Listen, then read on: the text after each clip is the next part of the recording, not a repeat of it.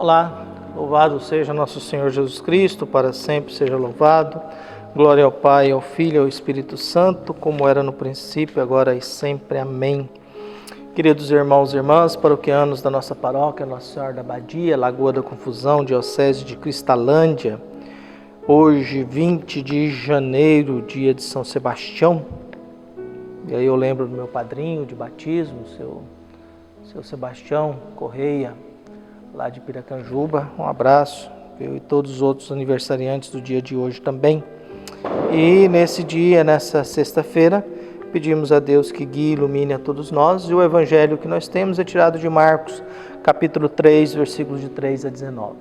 O Senhor esteja convosco, Ele está no meio de nós. Proclamação do evangelho de Jesus Cristo, segundo Marcos. Glória a vós, Senhor. Naquele tempo, Jesus subiu ao monte e chamou os que ele quis, e foram até ele. Então Jesus designou 12 para que ficassem com ele e para enviá-los a pregar, com autoridade para expulsar os demônios. Designou, pois, os 12: Simão, a quem deu o nome de Pedro, Tiago e João, filhos de Zebedeu, aos quais deu o nome de Boanerges, que quer dizer filhos do trovão, André, Filipe, Bartolomeu, Mateus, Tomé, Tiago, filho de Alfeu, Tadeu, Simão, o cananeu, e Judas Iscariotes, aquele que depois o traiu.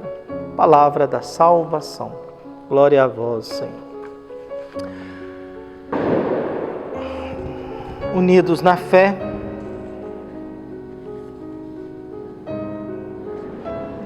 nós aqui vamos construindo a nossa vida, a nossa história, e a vida parece que é um dom de Deus mesmo, que a gente é surpreendido cada vez mais com aquilo que a gente se dedica a dar atenção.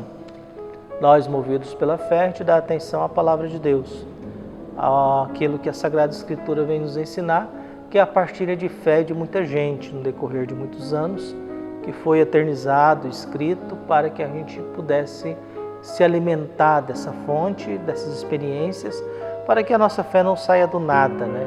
Para que a gente não invente uma fé a partir do nada. Que a gente possa lembrar que nós temos uma fé cristã fruto de uma tradição, viu? Gabriel de Marcel, que nasceu em 1889, morreu em 1973, dizia: aquilo cuja existência pudesse ser demonstrada não seria nem poderia ser Deus. E ele tem razão, Deus não pode ser demonstrado, né? É muita arrogância da gente. Eu acho muita prepotência quando alguém diz assim: Deus falou, Deus disse, viu? E aí, viu? É igual quando o demônio só dá atenção para quem não representa nada, né? Uma vez eu achei interessante, se o demônio quisesse ser um pouquinho melhor, devia possuir as nossas autoridades de Brasília, né? Essas autoridades aí, essas pessoas assim, mais de poder. Mas não, pega um pobre coitado lá na periferia que não representa nada para o mundo, pode dizer que está possuído pelo demônio. Esses ataques de histeria que a gente mistura tudo. É importante a gente lembrar que Jesus, no decorrer da sua vida, com o passar do tempo e suas dificuldades, Jesus foi enfrentando rejeições. As rejeições do dia de sábado, a rejeição do dia que os discípulos estavam com fome, a rejeição do homem com a mão seca, a programação de que devemos matá-lo, a união de fariseus com partidários de Herodes, que eram grupos rivais que se unem porque precisam eliminar Jesus, viu? E é estranho porque Jesus não desafiou ninguém, Jesus não ofendeu ninguém, Jesus não agrediu ninguém, não cometeu nenhum crime, mas está desmontando um conceito religioso, está desmontando uma ideologia, uma mentalidade de que Deus precisa ser acalmado com sangue derramado, de que Deus tem que ser alimentado com o sofrimento humano, senão Deus perde a paciência e nos faz mal, de um Deus que vive nos punindo pelas nossas fragilidades humanas e de um Deus que não gosta de quem não cumpre a lei. Como se ele fosse o criador das leis, né? Deus ofereceu para nós os 10 mandamentos e basta. Não matar, isso já significa muita coisa. viu? Não tirar a vida, não tirar a esperança, não tirar a dignidade, a honra, o respeito do outro já é muita coisa para o mundo em que nós vivemos, em que a gente fala de Deus, mas a gente ofende o outro com muita facilidade, a gente acusa, julga, a gente condena. Em nome de Deus a gente vai condenando as pessoas assim e a gente nem percebe, somos juízes, a gente vai apontando os defeitos dos outros em público, viu? Porque a pessoa não conseguiu o ideal religioso que nós temos. O que o Evangelho nos traz durante o dia de hoje? Primeiro, naquele tempo, um tempo X, seja lá, na época de Jesus, Jesus subiu ao monte e chamou os que ele quis. A gente vai ver nos ambientes de Jesus, sinagoga, casa, beira do mar, agora Jesus está na montanha. Montanha, biblicamente, é o encontro entre Deus e a humanidade. É o Deus e o ser humano que sobe, Deus que desce, e é na montanha que acontece o encontro e as experiências da presença de Deus. É na montanha que tem a transfiguração, é na montanha que Moisés recebe os 10 mandamentos, é no sermão da montanha que Jesus estabelece a nova orientação para o povo de Deus. Viu? Então a montanha é sempre esse espaço de que o ser humano sobe, Deus desce, ali há um encontro. E esse encontro altera muita coisa. Então Jesus estava na planície, estava na beira do mar ou na planície são os ambientes em que nós convivemos em pé de igualdade com a gente. Digamos que é o território missionário, é o território da prática religiosa. A montanha é onde a gente se alimenta de Deus e na planície é o lugar em que temos a prática religiosa. É o território da missão, do anúncio, da cura, da conversão. Então Jesus agora sobe ao monte e chama aquele que ele quis. É uma coisa diferente, porque geralmente não é o mestre que chama os seus discípulos, é o discípulo que escolhe qual mestre que quer seguir. Havia na época de Jesus muitos discípulos e eles escolhiam qual que era o mestre que eles queriam seguir. E aqui Jesus faz o contrário, Jesus chama aquele que ele quis. É uma opção de Jesus, uma escolha dele. É ele que escolheu esses 12. Não teve eleição, voto, nenhum se ofereceu, nenhum se candidatou, nenhum fez prova e concurso. Jesus chamou aquele que ele quis. Há um momento na vida de Jesus que o critério é dele. Qual que é o critério? Não temos a mínima ideia. Qual que é o critério? Não temos a mínima ideia. Mas é um critério de escolha fora dos padrões universais, de igualdade.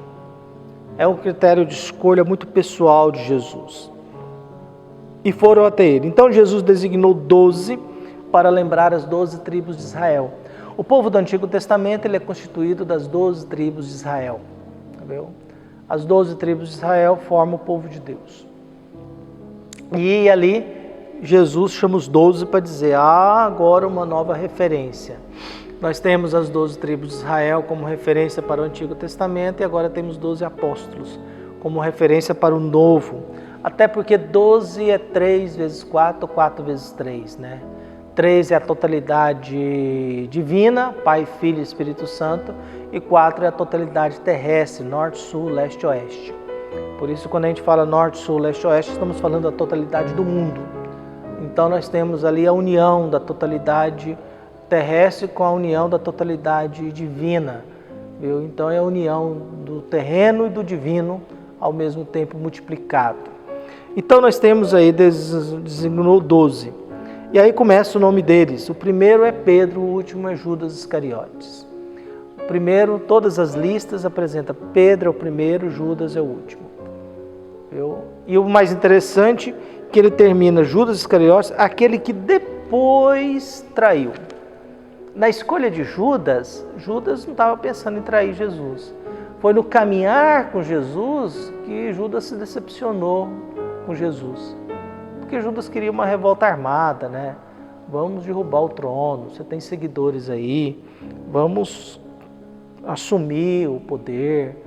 E Jesus não é pela espada que nós vamos fazer alguma coisa. O povo de Deus ele é importante, historicamente? Não. O povo de Israel é um povinho pequeno, insignificante na história, sempre foi oprimido. Porque para a história, povo importante são os povos conquistadores. Para a história da humanidade, os povos que conquistam são importantes. O povo que é conquistado não tem importância nenhuma. E o povo de Deus, vários anos, vários séculos, foi dominado por países estrangeiros. Babilônia, Assíria, Roma, viu? E tantos outros que foram dominando o povo de Deus. Por isso é um povo historicamente importante? Não tem importância nenhuma historicamente, principalmente na história de poder, essas coisas todas. Viu? Porque não é um povo conquistador, é um povo que vive sendo conquistado ou oprimido.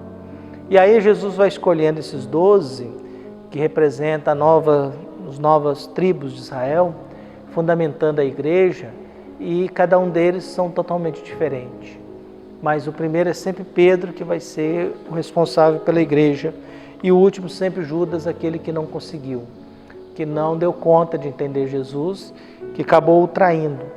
Se decepcionou com Jesus, como todos nós, às vezes nos decepcionamos com Deus, quando Deus não nos atende diante daquilo que a gente quer, espera, deseja, sonha. Viu? Como nós também temos vontade de trair Deus quando Deus não me serve, quando Deus não me atrai, quando Deus faz silêncio.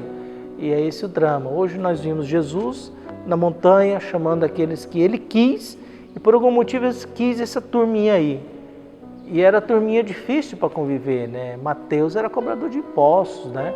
Arrancava dinheiro da turma, né? O Zelota era um cara que defendia a luta armada, né? E Judas também possivelmente defendia a luta armada, mas depois se decepcionou, acabou de trair. Mas também na Santa Ceia, um vai trair, o primeiro vai negar, né? É sempre a condição humana, a nossa fragilidade humana, a nossa dureza e a nossa incapacidade, às vezes, de viver a própria vida e construir a própria história. E por isso que a gente precisa tanto de Deus, por isso que a gente precisa tanto se alimentar da Sagrada Escritura, para que a gente não se perca com muita facilidade, para que o amor não se torne banal, para que a convivência não se torne simplória e para que a gente tenha segurança nas convivências, ou pelo menos que a gente tenha sempre uma mão estendida para cada um de nós, para a gente não se perder no decorrer da vida. Um abraço e até mais.